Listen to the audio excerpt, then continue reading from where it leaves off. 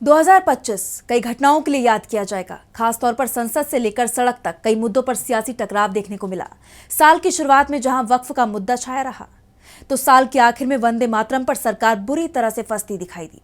इसके साथ ही एक मुद्दा जो पूरे साल छाया रहा, वो था वोटों की धांधली का। कांग्रेस नेता राहुल गांधी ने वोट चोरी का आरोप लगाते हुए 3 बड़ी प्रेस कॉन्फ्रेंस कर बीजेपी और चुनाव आयोग को घेरा। राहुल गांधी के आरोपों का दबाव चुनाव आयोग पर भी दिखाई दिया और सरकार पर भी। मुख्य चुनाव आयुक्त ज्ञानेश कुमार ने एक बार जवाब देने की कोशिश भी की, प्रेस कॉन्फ्रेंस भी की, लेकिन पत्रकारों के सवालों में ऐसा उलझे कि दोबारा इसकी हिम्मत नहीं जुटा पाए। मोदी सरकार ने जरूर चुनाव सुधार पर संसद में चर्चा कराई, लेकिन यहां भी राहुल गांधी के सवालों का जवाब वो नहीं दे पाई। 2025 ने भारत और पाकिस्तान के बीच जंग देखी, तो अमेरिका के टैरिफ का भी मुकाबला किया। और भी कई मुद्दे हैं जिन्होंने सुर्खियां बटोरी। इन्हें लेकर मोदी सरकार घिरती भी दिखी। तो आज हम अपनी स्पेशल रिपोर्ट में उन सभी मुद्दों पर करेंगे बात। नमस्कार, मैं आंचल। अगर इस साल के सबसे बड़े मुद्दे की बात की जाए तो वो वोटर लिस्ट से जुड़ा हुआ है। साल की शुरुआत में जब दिल्ली में विधानसभा चुनाव चल रहे थे, उस वक्त 7 फरवरी को राहुल गांधी ने प्रेस कॉन्फ्रेंस कर दावा किया था कि महाराष्ट्र में विधानसभा चुनाव में जबरदस्त धांधली हुई है, वोटों की चोरी की गई है। चुनाव से पहले अचानक ही मतदाताओं की बाढ़ आ गई। 39 लाख से ज्यादा नाम वोटर लिस्ट में जोड़ दिए गए। और सबसे बड़ी बात तो यह है कि जो वोट बढ़े वो सभी के सभी एनडीए के खाते में चले गए। महाराष्ट्र चुनाव में जो पैटर्न वोट चोरी का दिखाई दिया, वैसा ही अब बीजेपी पूरे देश में अपनाने की तैयारी में है। बिहार में तो राहुल गांधी ने वोट चोरी के खिलाफ यात्रा भी निकाली, लेकिन यह चुनाव से पहले एसआईआर आ गया, जिस पर अभी भी सवाल उठ रहे हैं। यानी पूरे साल चुनाव की निष्पक्षता पर सवाल उठते रहे।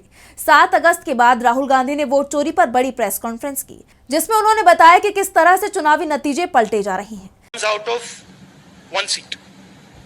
It's a huge imbalance, right? So we started looking at Madhevapura assembly, we started looking at the details, and now I'm going to tell you what we found. We found that 1,250,000 votes were stolen. And we're going to tell you how. What is the total number in the assembly? Total number of votes? So out of 6,50,000 total votes in the assembly of Madhevapura, Rahul ने महादेवपुरा विधानसभा seat को लेकर बड़े खुलासे किए। 1 लाख से ज्यादा वोटों की हेराफेरी सिर्फ एक विधानसभा सीट पर होने का दावा किया। कांग्रेस ने इसे न्यूक्लियर बम बताया, तो मुख्य चुनाव आयुक्त ज्ञानेश कुमार इसका जवाब देने खुद मीडिया के सामने आ गए। लेकिन जब पत्रकारों ने सवाल करने शुरू किए तो वो जवाब नहीं दे पाए। इसके बाद 18 सितंबर को राहुल गांधी ने वोट चोरी पर एक और खुलासा किया। बताया किस तरह से एक सॉफ्टवेयर और कॉल सेंटर के जरिए दलितों और अल्पसंख्यकों के वोट काटे जा रहे हैं। मामला सामने है, लेकिन चुनाव आयोग चोरों को बचाने में जुटा हुआ है, क्योंकि जो वोट काटे जा रहे हैं वो बीजेपी के नहीं है। इसलिए चुनाव आयोग से लेकर केंद्र की जांच एजेंसियों ने चुप्पी साध ली है। राहुल ने चुनाव आयुक्त पर वोट चोरों को संरक्षण देने का आरोप लगाया। इसके बाद 5 नवंबर को राहुल गांधी ने हरियाणा विधानसभा चुनाव को लेकर प्रेस कॉन्फ्रेंस की, जिसे कांग्रेस ने हाइड्रोजन बम धमाका बताया कि किस तरह से हरियाणा में 25 लाख फर्जी वोटरों की मदद से बीजेपी ने चुनाव नतीजे बदल दिए। एक ब्राजीलियाई मॉडल का फोटो दिखाया, पूछा ये कौन है, ये हरियाणा की वोटर लिस्ट में 22 जगह क्यों है। चुनाव आयोग इस सवाल का जवाब नहीं दे पाया। बाद में सरकार ने दबाव में आकर संसद में शीतकालीन सत्र के दौरान चुनाव सुधार को लेकर चर्चा कराई, लेकिन जो सवाल राहुल गांधी ने किए उसके जवाब सरकार की तरफ से नहीं मिल पाए।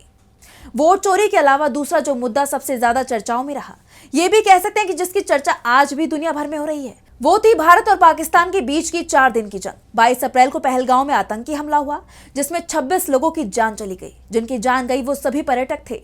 इसके जवाब में 7 मई को भारत ने ऑपरेशन सिंदूर चलाया, जिसमें पाकिस्तान के अंदर आतंकी ठिकानों पर मिसाइल हमले किए गए।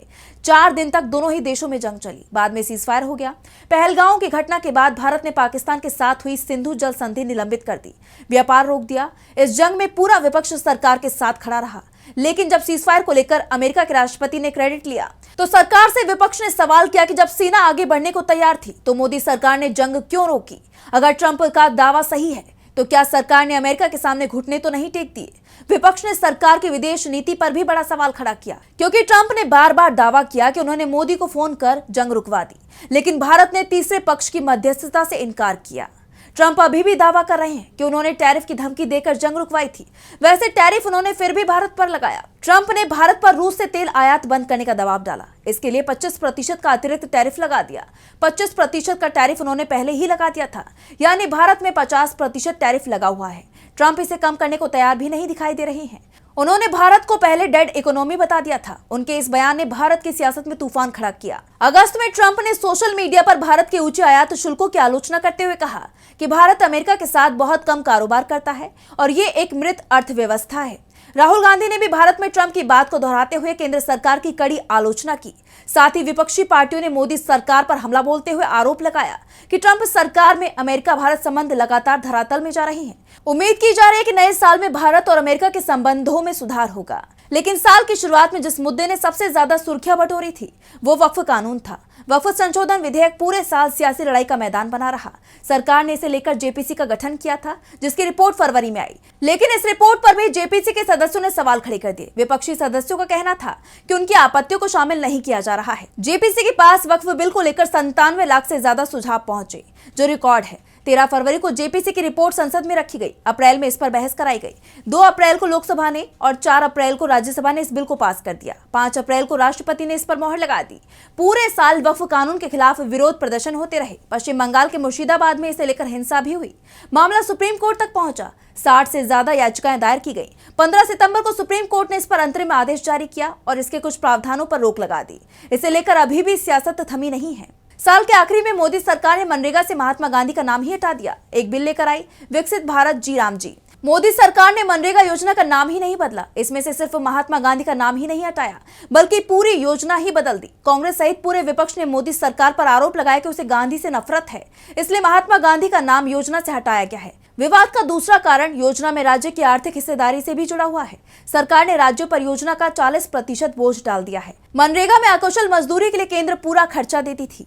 अब राज्य को 40% खर्च देना होगा, केंद्र सिर्फ 60% देगा। विपक्ष का कहना है कि जहां मनरेगा रोजगार की गारंटी देता था, वहीं केंद्र की नई योजना में इस गारंटी को कमजोर किया गया। नए कानून में बुवाई और कटाई के सीजन के दौरान 60 दिनों तक काम रोकने का प्रावधान है। विपक्ष इसे मजदूरों के काम के अधिकार पर हमला बता रहा है। सवाल ये भी उठ रहे हैं कि अगर राज्यों का बजट कम हुआ तो केंद्र भी पैसा नहीं देगा, यानी रोजगार भी नहीं मिलेगा। इसके अलावा जलवायु कार्यकर्ता सोनम वांगचुक की सितंबर में एनएसए के तहत गिरफ्तारी ने भी बड़ा राजनीतिक विवाद खड़ा कर दिया। लद्दाख को पूर्ण राज्य का दर्जा और 6ठी अनुसूची की मांग को लेकर चल रहे आंदोलन के दौरान लेह में हिंसा हुई, जिसमें 4 लोगों की जान चली गई। सरकार ने वांगचुक पर उकसाने का आरोप लगाया, जबकि विपक्ष और लद्दाख के लोगों ने इसे लोकतंत्र पर हमला बताया। कांग्रेस और अन्य दलों ने गिरफ्तारी की निंदा की और सरकार पर शांतिपूर्ण आंदोलन को दबाने का आरोप लगाया। फिलहाल वांगचुक अभी जेल में है। सरकार की समितियां उनके एनजीओ की तारीफ का नोट लिख रही हैं, लेकिन सरकार की जांच एजेंसियां उन्हें देशद्रोही बताने पर आमादा दिखाई दे रही हैं। साल के आखिरी में संसद के शीतकालीन सत्र में वंदे मातरम पर चर्चा कराई गई, लेकिन खुद सरकार ही इस चर्चा में बुरी तरह से घिर गई। इसके अलावा 2025 में उम्मीद थी कि 2 साल से मणिपुर में चल रही जातीय हिंसा पर रोक लग जाएगी, पर अभी तक मणिपुर शांत नहीं हो पाया है। सरकार भी नहीं बन पाई है। अब उम्मीद 2026 से है। तो फिलहाल स्पेशल रिपोर्ट में बस इतना ही। देश और दुनिया की तमाम बड़ी खबरों के लिए देखते रहिए डीबी लाइव। नमस्कार।